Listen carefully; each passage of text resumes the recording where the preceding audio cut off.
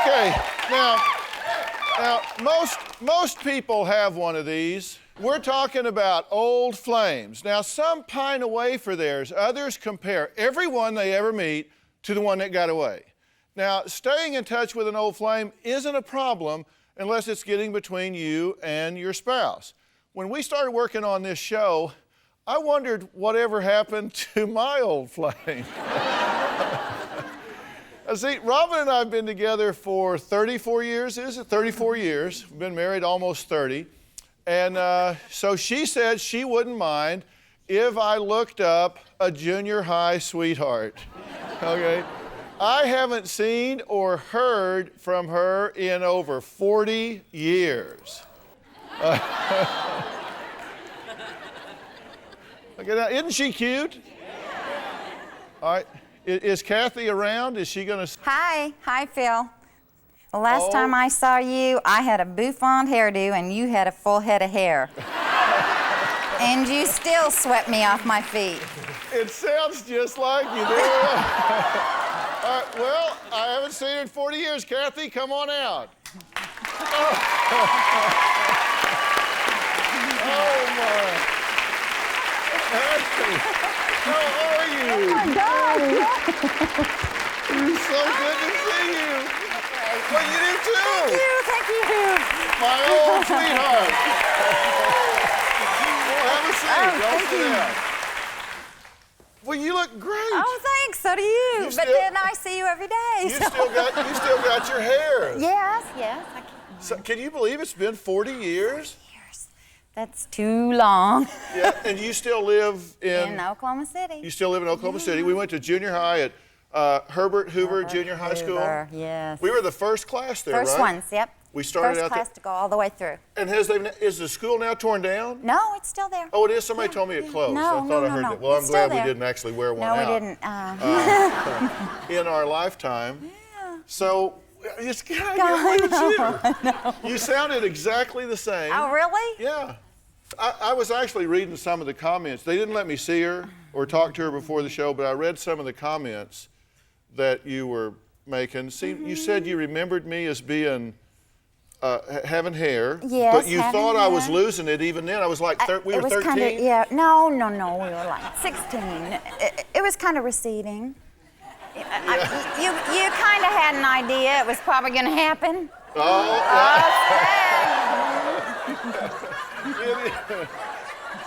It is receding. I guess there is a bit of a clue there. So, when did we first become the first time an item? wasn't junior high, it was our sophomore year. Yeah. No. Yes. No, I was already moved by then. I know, but you were, coming back to see your sister all the time. And, No. No, you don't even remember it right. How can you forget? That's what I'm thinking. How can you forget? I've told people over and over. I remembered walking to your house. You lived right by our church.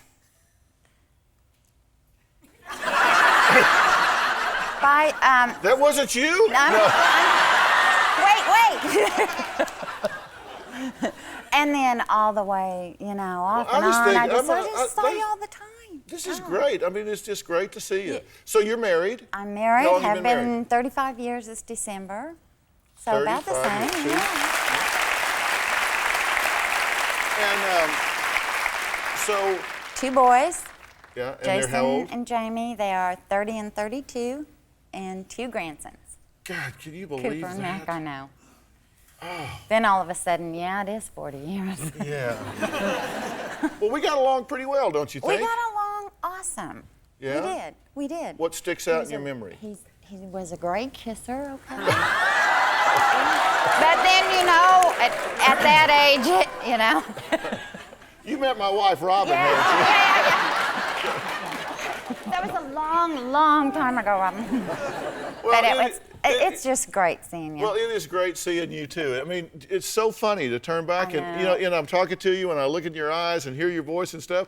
We act like we're kids again. I know. Okay, thank you so much. Well, it's good to see you. He's a great guy. He was back then. All right. Now, my next guest has a problem with her husband and his old flames. She says He not only hangs out with his ex-girlfriends, but he flirts with them too. Take a look. My husband, Fred, insists on maintaining a relationship with all his old flames. Good to see you. If I've been in a relationship with someone, that's very important to me. And throwing that away is a difficult thing for me to deal with. This is the second marriage for both of us. Freddie was single for about 13 years before we got married, and he had had lots of girlfriends. I do feel that once you've had a relationship with a person in the past, that you can maintain a friendship. We live in a really small town. We bump into his girlfriends a lot. You're a live wire. I'm a live wire. It does drive me crazy. A lot of the women that I was involved with, they are here. It's almost unavoidable that you're going to encounter these people from your past. You know Susan? Hi. Hi, I'm Susan. He's always excited to see them. Even though we're married, he really wants to continue on with these ex-girlfriends. Several women have wanted to go have coffee with him without me being there, and that's where I drew the line, because he's taken. There's not much I can do to erase the past, and saying I'm sorry just doesn't cut it. I put my foot down with him and said, either take them or take me. I really try to keep her number one, and that's why I'm married. I can see why you were very bothered by that, so I've just got to be more careful. I feel betrayed that he doesn't really understand where to draw the boundary. There's this line that I have to deal with, which is appropriate, which is not appropriate. I urge Susan to take a different look at this. Let's not be quite so rigid in our beliefs. And that's, of course, where she turns around and says, well, DrPhil will tell us. Is this right or is this wrong? DrPhil, am I crazy for expecting my husband to set some limits with his old flames? Do you think you're out of line here? Not at all. So you don't think it's unreasonable at all to say that he shouldn't have relationships with exes, but it's not just because you don't think he should know them or acknowledge them. You think he actually kind of flirts with them and doesn't handle it the way you'd want him to handle it. The problem comes in when they call and they want to have breakfast with him alone or go off with him. Yeah. Yeah. All right. Well, all right, we're going to take a break and come back and talk about this. And I'm going to ask the audience what they think. All right. Now, next, if Fred is happily married, then why does he think it's okay to grab a cup of coffee with an old girlfriend, especially when his wife isn't invited, and in fact, has kind of been uninvited sometimes? We'll talk about that when we come back. It seems like most of the people who take my watercolor classes are almost always women. I've taught a lot of the women that I was involved with. Just don't think it's a proper thing to do for him to be straying off with his ex-girlfriends, if I'm not included. Well, today we're talking about old flames. Now, Susan says her husband thinks it's okay to meet with his old flames and let them cry on his shoulder. You don't think that's their shoulder, you think that's your shoulder. That's my shoulder. Okay. How do you square that up? There is a past which I experienced. I was single for 13, 15 years or so. Susan feels very strongly that my boundaries are a little bit different than hers. My beliefs are much more open and flexible to allow these people to talk to me as they have in the past. Well, suddenly we got married, it changed. Okay, but it's not just that you don't want anybody talking to him. You said you haven't handled it well. And the reason we're talking about this is because everybody deals with this. But you've also said that you do acknowledge that you have a trouble with boundaries. Now, I don't mean to suggest that you've gone out and had affairs or anything of the sort, but your words, you say, sometimes I don't keep the boundaries as clear as they should be. What do you mean by that? I'm not trying to have an affair. I just have you don't think friends. that, do you? No. My nature is to have caring relationships with all the people as much as I can in the past. I work as a watercolor instructor and I coach a lot of people and care for those. Most of the people who take my watercolor courses for whatever reason seem to be women. And I'm in a kind of a coaching mode, which means you develop this relationship with them. Do you flirt with them? Your definition would probably be flirting. My definition also would say it's a flirtatious, friendly contact with these people. It's getting worse. I know. It's getting worse. You're going to pass me a shovel? So that bothers you, right? That bothers me. Okay, and when we say boundaries, and you say, well, maybe it's just our different definition of boundaries. you've actually gone and met with some of these women. You said fine as long as you go, and you're happy to go. Right. But sometimes they've said, well, don't bring her because we think she's uncomfortable. Yeah, that has happened on a couple occasions. And that's where it really becomes difficult. And that's where my judgment has to come into play and say, hey, pay attention. Because Susan is my number one priority. And you trust his judgment as long as he makes the one you want Right. him to make. Exactly. Exactly. Because that's kind of how it goes, right? It kind of ends up that guess who's the referee? DrPhil will tell us what's right or wrong. Yeah, well, I'm going to go over some of the wrongs here in just a second. Is Susan wrong for not trusting him? And you know, I want to be careful how I say this, because this isn't an issue about that you don't trust his fidelity. Right. It's just some of the inappropriateness. Yeah, and we're going to talk about specifically what that is, because see, guys, when it comes to relationships, sometimes we don't get it. And I've said before, you got to put the dots real close together and connect them with a bright red line. And I got my marker right here. We'll be right back.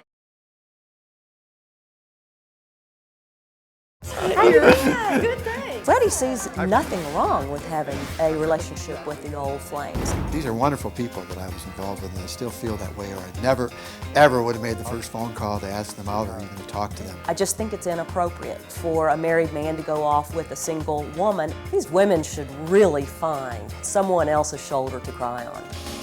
Well, it's not always easy when a spouse reconnects with a former flame. Now, Susan says her husband, Fred, doesn't know how to set boundaries when it comes to his former girlfriends. She thinks his behavior is inappropriate, while Fred just says, you know, you're just overreacting. There's nothing to that. Now, I'm curious what you guys think about this. What we're talking about are cross-sex relationships, where a guy's friends with a former girlfriend or a woman is friends with a former boyfriend. If you think Susan has the right to say, wait a minute, I don't want you going off and meeting with old relationships without me for coffee or whatever. If you agree with her, applaud now. So, okay. Oh, Freddie. Oh, Freddie. I'm sorry. And Fred just says, yeah, I think friends are like, I want them to be long-term, forever, and so no problem. If you agree with that, applaud for Fred. All right. The one male in the audience. Okay, those were all guys. That was glad. All right, look, here's the deal. And you guys want to know what I think about this. One of the things you've said is that he's just inappropriate, but you don't mean in a sexual way or anything of that. And I keep saying it because I don't want to imply otherwise. But for example, you have gone and met with some of these old friends, old flames, prior relationships, and shared with them information about her and her life and her family.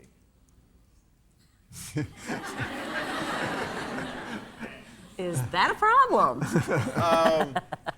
It is a problem.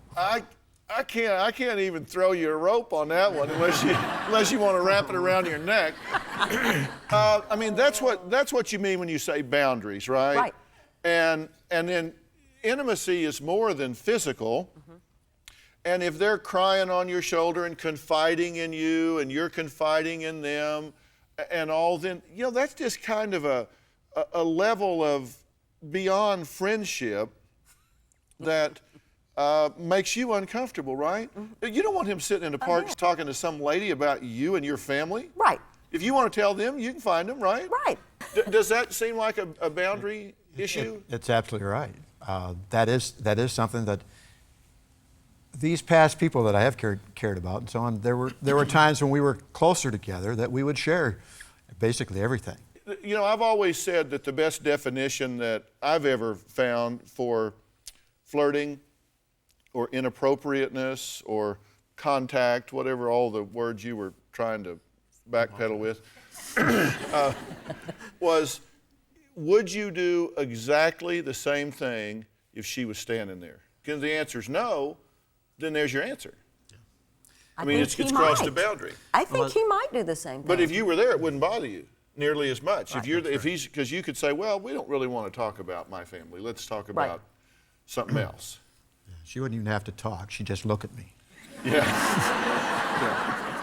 She'd give you the look. I get that. a look. But Yeah. you know, sometimes I'll have to admit that these people also had a pattern of dealing with me, using me almost like a DrPhil almost. Oh, I broke up with my new boyfriend or whatever. I'd get that phone call. It's hard to deal with that, to stop, to say, I can't talk about that now, call me back, or don't call me ever, type of thing. And see, the difference is your version of DrPhil doesn't have 10 million people watching. That's right. And I clearly understand. Yeah. I am not DrPhil. Yeah, and so I've always said life leaves clues, and if you kind of go around and gather up the clues and kind of piece them together, you can find a lot of answers. She sat down at a computer and wrote a letter To Dr. to Phil. Dr. Phil and said, he's driving me nuts. He's out seeing all of these old people, and why isn't he more worried about what I think and feel than he is about what they think and feel? There should be a priority, and I should be right at the top. And then if they fill in afterwards in the right way with me there and all, great, let's be friends, no problem. Did these girls dump you? You know, a lot of times it was mutual. Most of the You a cases. lawyer? No. Just curious. Most of the cases, the partings, and that may have, you know, trying to analyze this over a long period of thinking about this. If I had broken up in a heated, really upset with a person, probably that may have made a difference. I think a lot of these girls left him for another man. Yeah. And Yeah, that was that why I should be asked. key as enough to, why do you want to continue on having a relationship for somebody that's not really interested in you? I think problems generally can be really complex and many layered, but oftentimes the solutions are real simple. And here's the simple side. You need to quit meeting with those women unless she's there, or she's going to be unhappy. Well, now the problem comes in, we live in a small town where he just happens to see somebody and starts talking to him, which is fine. I mean, you know, but that's whether I'm different there than or telling them whether I'm about not you and your there. family and what's Right. going on Right. with you and unburdening yourself with them. You just need to stop doing that. It'll make this go a whole lot smoother. I hear you. You can be friends. Big boundaries. Good fences make good neighbors. That's right. You need some good fences. All right, coming up, a woman whose biggest regret is letting an old flame get away. We'll talk about that when we come back.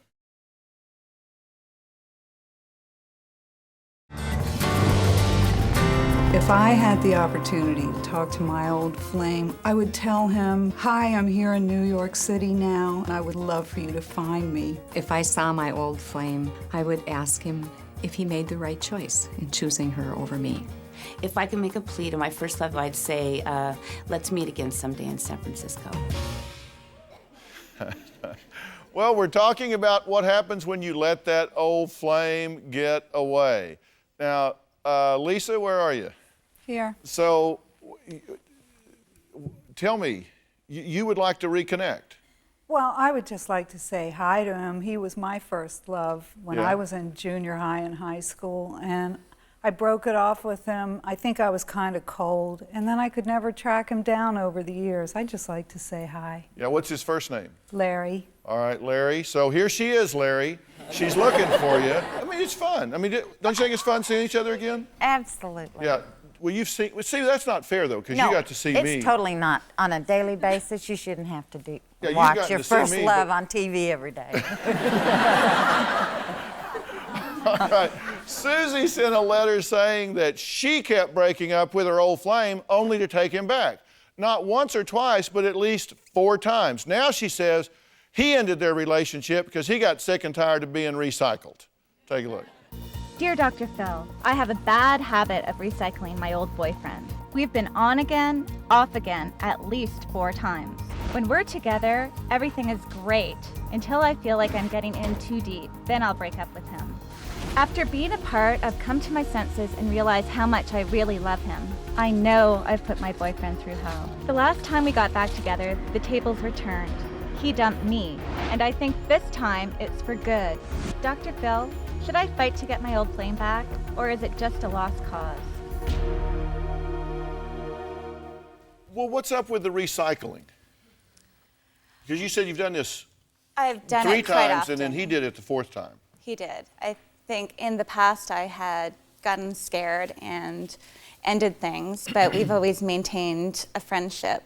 and it's been a long time, and we got back together, and I thought it was going to be for good this time. And I guess I've hurt him too much, and he's done with me. Well, I want to see if I understand this right. You dumped him or broke up the first time to save him the pain of dumping you? I could tell that he wasn't interested, so I ended it for him. It's true, he wasn't. So you just did this for him. Just let me break up with myself? Yes, I did. I did. To let you off the hook. Okay, then you made up, but you left again because this time the relationship was too deep? It was. He was very, maybe it's a nice guy syndrome. He was so good to me that maybe I feel that I didn't deserve it. I felt uncomfortable with how good he was to me and how much he loved me. Okay, so the first time you broke it off because he just really wasn't that involved into the relationship. Mm-hmm. The second time you broke it off because he was too involved in the relationship and you felt guilty about that. Then the third time you made up, but then you left again because you were afraid the relationship was not going to be forever. I just don't know when you know if it's forever, and I think I'm afraid of falling out of love. If you're with somebody and you get comfortable with them, even if it's years from now, how do you know if it's forever and that you won't get hurt? And I guess you never know that. Well, but of course, if you knew everything that was going to happen in your life in general or your love life in particular, wouldn't that take all the fun out of it? I guess mean, if there's so. no mystery, if there's no intrigue, if there's no yet to be determined, yet to be created in your life, I mean, wouldn't that be like really boring? It would be. I think I'm afraid of getting hurt or hurting somebody, so I would rather be alone than go through that. Okay, so you just put up a wall. Uh-huh. Okay, but I want to ask you some questions about that wall and what your theory is. And I'm going to tell you what I think's really going on here when we come back. I want my ex-boyfriend to take me back because I finally realized the error of my ways, and I want to make it up to him. I just hope that it's not too late because I've hurt him so much in the past.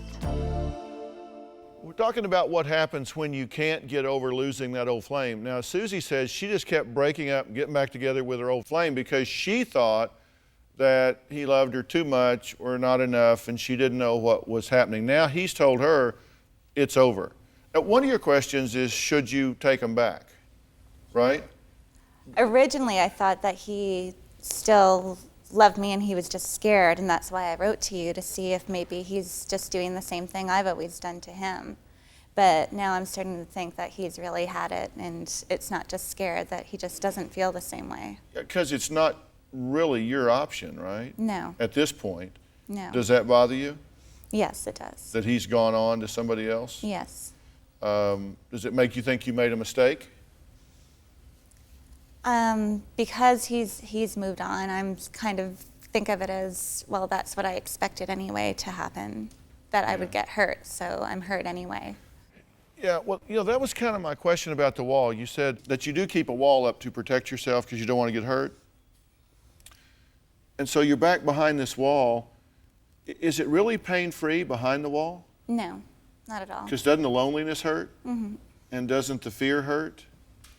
And doesn't the constant turmoil up or down hurt? It does. So it seems to me that if you go behind the wall, you're guaranteed to be hurt.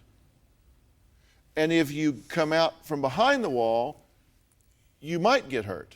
So I look at that like, okay, back here I'm for sure going to be hurt because I'm lonely and afraid and in feeling some real tension and turmoil.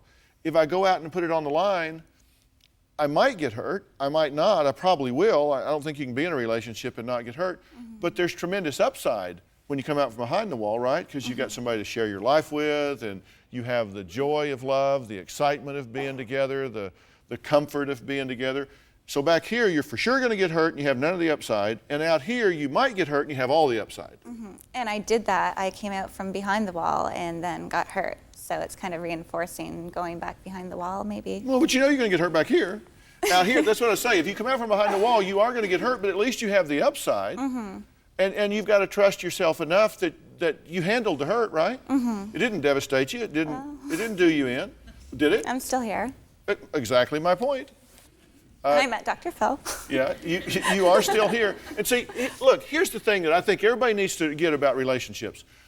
In relationships, if you, one sign of unhealthy relating is if you are always pursuing or retreating. One of the two. You know, it's part of the leveling process. If you're always either chasing somebody down or you're backing up from somebody, then that tells you that you don't have a peaceful relationship and that you're not relating well. A relationship is only healthy when you're not pursuing or retreating, you're just peacefully on a plateau where you accept each other, flaws, fallacies, and all, upside, downside. He's going to hurt your feelings. He's going to say things that you don't want him to say. He's going to do things you wish you wouldn't do and not do things you wish you would do. And those things are going to frustrate you. But that, you know, you just kind of take that with, if you expect that going in, then you're not going to get upset, because what bothers you is when your expectations are violated. Okay? And so you're caught in either ascendancy or retreat, the drama of the whole thing. Right. All the time. Are you afraid of being bored? I'm just afraid of getting hurt, or even more so hurting somebody that I care about. That I think I would rather have me be hurt than hurt somebody else. Yeah, well, that's good if we were looking for a martyr, but but what most guys are looking for is just a partner. He'll get over it.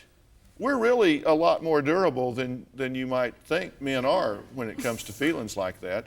You know, half the time, we don't even know that you've hurt our feelings. I mean, you have to, it's like, it's only when we see you feeling guilty that we realize that we may have something here. She feels really bad about that, and I didn't even notice. So, I mean, maybe you just need to kind of lighten up a little bit and realize that there's not going to be a perfect connection. You're not going to find a perfect guy. You're not a perfect mate. It's just an imperfect union between two willing spirits, and that's a really good place to be. You're not chasing or retreating. It's just an imperfect union between two people that say, hey, you know, I'd rather be in a relationship and share my life, share my joy, share my fun, share my activities, share my life than do it alone. And you don't have to have a man in your life to be good and healthy and whole and complete. But if you want that, you got to give yourself permission to take it with the flaws and fallacies that come with it. And take a chance on getting hurt. No. There's not a chance that you're going to get hurt. Let me guarantee you, if you get in a relationship with a guy, then you're going to get hurt. Get hurt. Okay. A guy, even a well-intended guy, is going to hurt their partner. I know. I've seen me do it. And it's. Why are you saying, yeah, right? I'm sorry. She's high-fiving Scott back there. He finally said it. No, I mean, I'll guarantee you, if you get into a relationship with a partner, you are going to be hurt. Okay. Okay? So I have to take more chances, I guess. No, but so you're going to get hurt. So what? Do you think, is there anybody here that's ever been in a relationship and didn't get hurt? Stand on your head. Okay, see? Okay. I mean, that comes with the territory. I mean, to say, if I do it, I'm going to get hurt, so what? That's like saying, if I go swimming, I'm going to get wet. So what? You know, that's okay. It's absolutely okay. You just have to decide that you are durable enough, that you have enough confidence in yourself that you can handle that. And the first step of doing that is just giving yourself permission. The world doesn't end if he doesn't do exactly precisely what I want him to do. And you're saying, well, I don't want him to love me too much. Well, I don't want him to love me too little. Well, I don't want him to kind of not love me as deeply as I want him to love me. I mean, you got all of these. I mean, the guy's like walking on a tightrope. I know, I do that. God, I bet he's just like sweating every day. I love you, sort of, I think. If it's okay, I mean, or not, you know. I mean, you got to lighten up and just kind of go with the flow. And trust yourself to be able to handle it. I have to learn to do that. All right, will you think about all that? I will, yes. All right. Up next, a man who says he found his old flame after their being apart for over 60 years. We're talking about reuniting with an old flame, and now it's time for a very special love story. Lee found his former sweetheart online after 62 years. Take a look. I first met Lee in high school in 1941. We had a date that lasted an hour and a half. She was a cute little thing. After we graduated from high school, he was in the Air Force. I enlisted in the Army Air Corps December 15th, 1942. We went our separate ways and had our separate lives. Lee found me on the internet 62 years later. I was checking the website. I saw Helen's name. I knew immediately what I was going to do. When I got Lee's email, I knew him right away. A couple of months after he started to email me, he asked me for a date. Very shortly thereafter, I received a response. We went to a nice restaurant and had a wonderful time. A couple days later, I cooked dinner for him. We took out my yearbook and saw different friends that we have. Yeah, I knew him. I thought we really hit it off, but I don't jump into anybody's lap right away. He shook my hand and made a quick exit. I figured I really did something wrong. So I called him and asked him. He said, no, I had a good time. A couple of months later, he asked if I would come and see where he lives. And my daughter said, Mom, go. So I did. I planned on only going for a week, but it went into 3 weeks. It was wonderful. We both had the same corny sense of humor. It just went extremely well. I realized that he would be a really good catch. During Helen's visit, we dispensed with the handshaking and got to a little more intimate relationship. He gave me my engagement ring on my birthday. I said that I'd be glad to get down on one knee if she would help me up. Lee and I have been married about 2 years. People should never give up old flames because you never know what's going to happen. I'm living proof of that. Lee and I are living a love story. It's the best thing that's ever happened to me. I love him with all my heart and soul. He's the most precious thing I've ever had.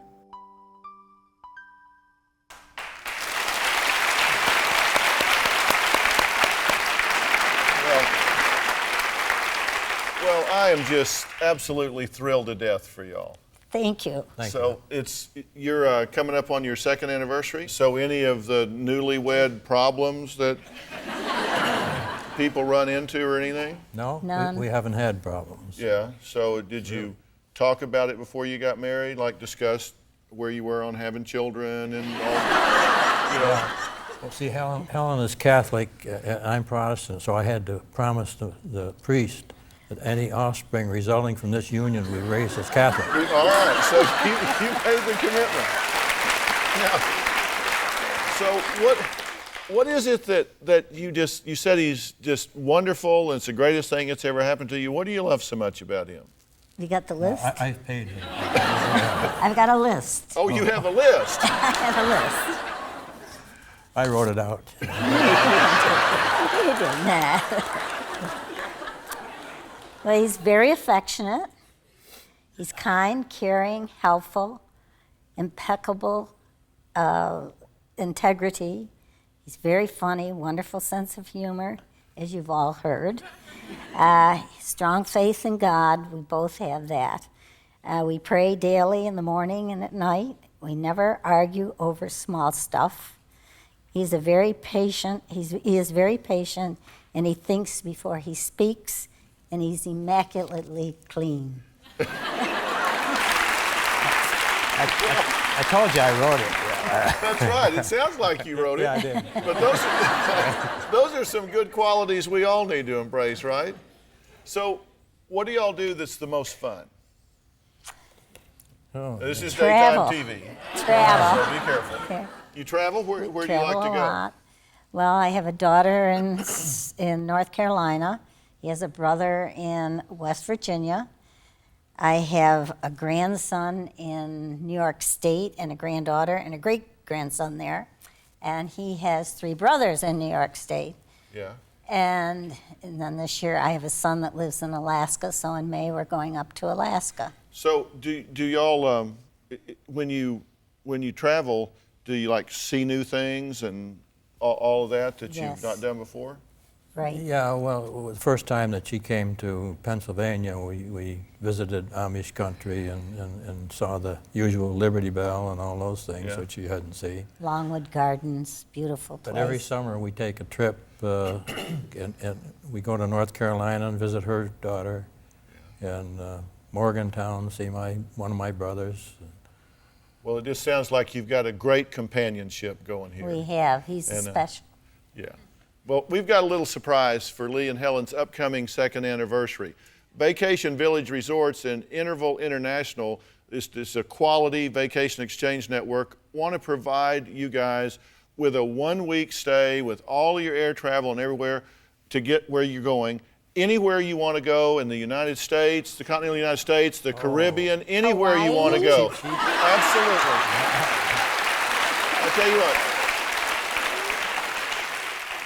If you want to go to Hawaii, we will just make Hawaii happen. How's that? That is wonderful. Thank you. All right, well, let's just send them to Hawaii. What do you think? All right? Thank you so much. Thank you. Do you have a story or a question for me? Click the link in the description and tell me what in the world is going on.